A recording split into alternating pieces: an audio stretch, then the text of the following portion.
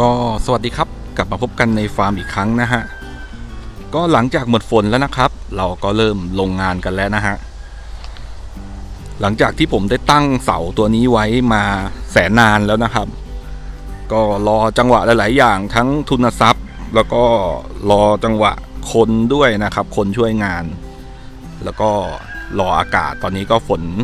หยุดเป็นที่เรียบร้อยนะครับสภาพอากาศก็กลับมาสู่ความแห้งแล้งอีกครั้งหนึ่งนะฮะเมื่อวานเราได้เริ่มเขาเรียกว่าอะไรนะตีโครงนะครับเพิ่มโครงบนล่างนะครับแล้วก็ใส่แผ่นสังกะสีนะครับซึ่งทางเราได้เลือกเป็นสังกะสีมือสองนะครับซึ่งก็ไม่รู้ว่าจะดีหรือไม่ดียังไงนะครับเราเอาตามต้นทุนก่อนนะฮะเพราะว่าพื้นที่ที่เราต้องล้อมก็เรียกอะไรเล้าไก่เนาะเป็นพื้นที่ปริมาณค่อนข้างมากพอสมควรนะครับ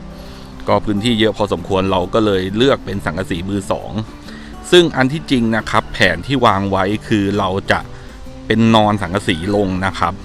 จะนอนลงคือใช้แผ่นเดียววิ่งด้านล่างยาวทั้งหมดนะครับแล้วก็ด้านบนจะเป็นตาข่ายเนาะแต่เมื่อผ่านช่วงฝน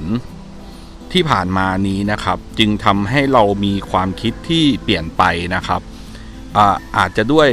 ยังไงก็ไม่มั่นใจเนาะแต่ว่าทางเราเองพอมาคิดและตัดสินใจอีกครั้งที่เราจะล้อมแบบปล่อยอิสระนะครับความรู้สึกของทางเราเองมองว่าเขาก็ไม่ปลอดภัยหนึ่งนะครับความปลอดภัยก็มีแหละแต่ว่ามันก็ไม่ปลอดภัยมากเท่าที่เราคิดไว้ในครั้งแรกนะครับเราจึงเปลี่ยนแผนแล้วก็ข้อ2ก็คือฝนที่ผ่านมานะเราเห็นการเจ็บป่วยของไก่แล้วก็ความไม่สบายนะครับเนื่องจากเป็นปล่อยเป็นอิสระแล้วเล้าแบบเขาเรียกเล้าเปิดนะ1ไก่ออกมาได้2ไก่ไม่สบาย3เขาทะเลาะกันนะครับจากช่วงหน้าฝนเราก็คือเวลาเปลี่ยนความคิดก็เปลี่ยนเนาะก็เลยความรู้สึกว่าถ้าอย่างนั้นน่ะเราควรจะกันไม่ให้โดนฝนดีกว่าซึ่งในเมื่อเราล้อมไปแล้วทั้งหมดนะครับในเมื่อเราปักเสาไปทั้งหมดแล้วเราก็เลยในสิ่งที่ทำไปแล้วจะมาแก้ไขใหม่โดยการถอดออกหรือรื้อออกก็เป็นงานซ้ำซ้อนอีกครั้งของเรานะครับเราก็เลยมองว่าเราจะกั้นล็อกแบ่งเป็นชุดๆข้อๆไปนะอธิบายประมาณว่าเราตั้งเสาห่างกันระยะ3เมตรทุกเสานะครับเราก็เลยตั้งใจว่าเราจะกั้นเป็นล็อกละ3เมตรเป็นล็อกต่อ1ล็อกเลยนะครับ3เมตร1ล็อก3เมตรแล้วก็จะดึงออกมาเป็นหน้ากว้างเนาะส่วนหน้ากว้างเนี่ยจากที่คิดไว้นะครับที่คิดไว้จะดึงมาประมาณสัก1เมตร50นะครับดึงมาเป็นล็อกเมตร50คูณ3เมตรก็คือจะปล่อย1คอกนะครับ1คอก1ชุดแยกกันเป็นล็อกละชุดผมมองว่า1นะควบคุมเขาเรียกอะไรนะคุณภาพหรือสุขภาพคิดว่าส่วนตัวนะคิดว่าน่าจะเหมาะสมกว่าปล่อยรวมแล้วก็2ป้องกันการเจ็บป่วยจากที่เราคิดว่าจะปล่อยรวมเนี่ยบางตัวนะผมสังเกตเขาก็ซื่อมากจริงๆฝนตกก็นั่งตากฝนอยู่กลางแจ้งไม่ยอมเข้าไปนอนข้างในนะครับอันนี้จากประสบการณ์ที่เราดูนะครับเขาก็นั่งตึกมึก นั่งตากฝนตัวเปียกไม่ยอมเข้าไปนอนใต้หลังคาในคอนในอะไรที่เราจัดเตรียมไว้เราก็เลยมองว่าถ้างั้นเราทำเป็นล็อกไปเลยแล้วกันก็ต้องปรับปรุงแก้ไขจากที่คิดไว้ตอนแรกก็เลยดึงขึ้นเลยเป็นตั้งตรงไปเลยนะครับสังกะสีความสูงอยู่ที่1เมตร70เซนนะครับผมดึงไว้เมตร70เผื่อเข้าไปกวาดทำความสะอาดได้ง่ายด้วยนะครับอันที่จริงมองว่าสักต่ำๆก็พอนะเป็นล็อกต่ำๆจะประหยัดต้นทุนจะลดปริมาณวัสดุได้แต่พอคิดถึงเรื่องการทำความสะอาดด้านในมันยากก็เลยดึงไปที่เมตร70นะครับส่วนด้านหน้าเราก็จะใช้สักเมตร80นะครับพอให้พนักงานเข้าไปกวาดทำความสะอาดข้างในได้นะครับสรุปก็คือเราจะกั้นล็อกนี้นะครับ1ล็อก2ล็อก3ล็อก4ล็อกเนี้ยไปเรื่อยๆจะได้อยู่ประมาณ10-20ล็อกได้นะคือกั้นอ้อมแต่ตรงนี้จะมาติดที่กอไผ่นะครับกอไผ่จะกั้นล็อกไม่ได้เราจะต้องอาจจะทำเป็นคล้ายๆล็อกแยกมาวางนะครับขั้นระหว่างกอไผ่คือสรุปง่ายๆทำเป็นล็อกก่อนส่วนหนึ่งส่วนระยะตรงกลางปล่อยโล่งเหมือนเดิมครับ ก็ยังคงจะปล่อยโล่งในบางตัวหรืออาจจะเป็นตัวเมียที่เราจะเก็บตัวผู้ไว้ในล็อกแล้วตัวเมียพอได้อายุได้ไซส์ปล่อยออกมาข้างนอกให้อยู่อิสระแล้วเราค่อยมาทำหลังคาและคอนนอนใต้ต้นไม้เอานะครับจะได้มีทั้งพื้นที่โล่งที่ล้อมรอบไปด้วยรั้วที่ชัดเจนอะไรประมาณนี้นะครับแล้วก็มีล็อกข้างในไว้แยกชุดเพื่อป้องกันการเสียหายที่เกิดขึ้นซึ่งยังไม่รู้นะครับว่าจะออกมาเป็นยังไงนะครับมันเป็นการแก้ไขเบื้องต้นล่วงหน้าจากล็อกเก่าที่ผมมีนะฮะเดี๋ยวผมจะพาไปชมล็อกเก่านะ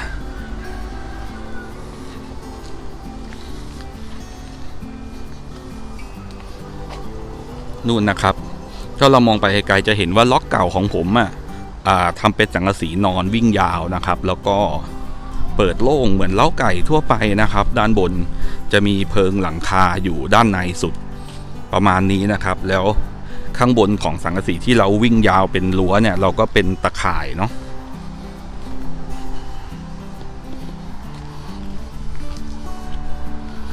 ทีเนี้ยหน้าฝนนี้ที่ผ่านมานะครับเฮ้ยทำไมตะข่ายขาดออกหมดเลยไม่ได้เข้ามาดูน่าจะเพิ่งขาดวันนี้นะครับเพราะว่าเมื่อวานมาเช็คก็ยังปกติดีนี่นะฮะ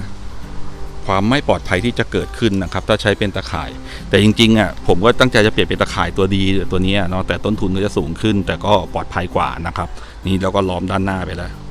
ทีนี้เดี๋ยวมาแก้ตรงนี้นะครับเนี่ยเปิดให้ดูตรงนี้แล้วกันเห็นจุดเสียแล้วนี่นะฮะเขาก็ปล่อยโล่งปกติอย่างนี้นี่แหละนะครับแต่ช่วงหน้าฝนมันมีเจ็บป่วยให้เราได้มาดูแลรักษาก็หลายตัวนะครับหลายตัวซึ่งเรามองว่าบางตัวเขาก็ค่อนข้างจะซื่อจนเกินไปออกมายืนเนี่ยตากฝนไม่ยอมเข้าไปนั่งในหลังคานะยืนตากฝนเป็นพระเอกนางเอกมิวสิกไม่ยอมเข้าไปหลบฝนก็เลยทำให้เขาเจ็บป่วยแล้วก็2นะครับเละและแฉะมากนะครับในนี้ซึ่งเมื่อก่อนผมลงทรายนะผมลงทรายไว้ทั้งหมดแต่ด้วยที่ว่าพอฝนลงเนาะทรายไหลออกจากเรานะครับไหลออกข้างซ้ายข้างขวาเนี่ยฮะรอยทรายไหลนะครับมันก็ทรายหายไปเนาะไหลลงคลองล่องลงไปหายไปก็เลยกลายเป็นดินโคลนเละตามพื้นที่จริงดินจริงนะครับเป็นดินคล้ายๆดินโคลนดินเหนียวเละๆนะฮะเนี่ยก็คือตรงนู้นก็เลยพูดง่ายๆคือเป็นการแก้ไขจากล็อกเก่าที่เราตั้งใจจะทำเหมือนกันคือล้อมแค่นี้แหละแล้วปล่อยอิสระเนาะพอมาเจอฝนนี้เข้ามาปุ๊บผมมองว่าอาจจะเปลี่ยนแปลงเป็นล็อกละชุดล็อกใครล็อกมันแล้วพอได้ไซส์ขนาดที่ต้องแยกเพศเมียแล้วก็ค่อยแยกตัวเมียออกเนาะปล่อยอิสระให้อยู่ตรงกลางถึงจะอยู่ตรงกลางเป็นที่โล่งวิ่งเล่นได้แต่เขาก็มีเล้าล้อมรอบเนาะก็คิดว่าน่าจะปลอดภัยขึ้นนะครับปลอดภัยกว่าแบบเนี้ยคือผมติดกล้องวงจรไว้ทุกล็อกเนาะก็จะเห็นเขามายืนตากฝนกันอยู่ข้างนอกนี่มานอนตามนี้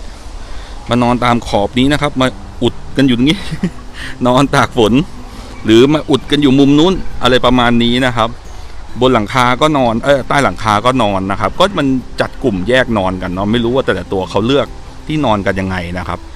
กลางคืนก็ให้น้องมาจับขึ้นคอนนะครับในบางตัวก็พอขึ้นแล้วก็ขึ้นเลยแต่ในบางตัวไม่ขึ้นก็ไม่ขึ้นจริงๆนะครับไม่ขึ้นก็ลงหนีกระโดดลงมานอนเนี่ยมานอนแอบซอกๆเหมือนเดิมนะครับเดี๋ยวเราจะลองตรงนู้นนะตรงนู้นนะครับทดลองดูแล้วก็เผื่อเป็นแนวทางเนาะผมไม่ได้จะบอกว่าเป็นสิ่งที่ดีที่สุดนะครับแต่ผมให้เป็นแนวทางเพราะว่าผมจะแก้ไขจากปัญหาที่เพิ่งเห็นจากฝนชุดนี้นะครับคือฝนชุดก่อนๆที่ผมเริ่มทำคือจำนวนไก่ผมยังไม่ได้เยอะนะครับจึงยังไม่เห็นความสูญเสียอะไรชัดเจนที่มากมายมากนักนะครับแต่พอมาชุดเนี้ยพอจำนวนไก่เยอะๆแล้วมันเป็นเนี่ยฮะเป็นลูกหนุ่มอย่างเงี้ยมันเสียตาไปด้วยมันบาดเจ็บหนักไปด้วยอะไรอย่างนี้นะครับซึ่งมันทำให้ไม่สมบูรณ์เนาะผมก็เลยคิดวิธีแก้ไขแล้วกันเนาะก็อธิบายประมาณนี้ก่อนนะครับเดี๋ยวเราพักเที่ยงอยู่ตอนนี้เดี๋ยวผมกินข้าวกินอะไรแล้วเดี๋ยวเรามาเริ่มงานกันต่อเดี๋ยวจะถ่ายช่วงทำงานให้ดูบ้างนิดๆหน่อยๆนะครับ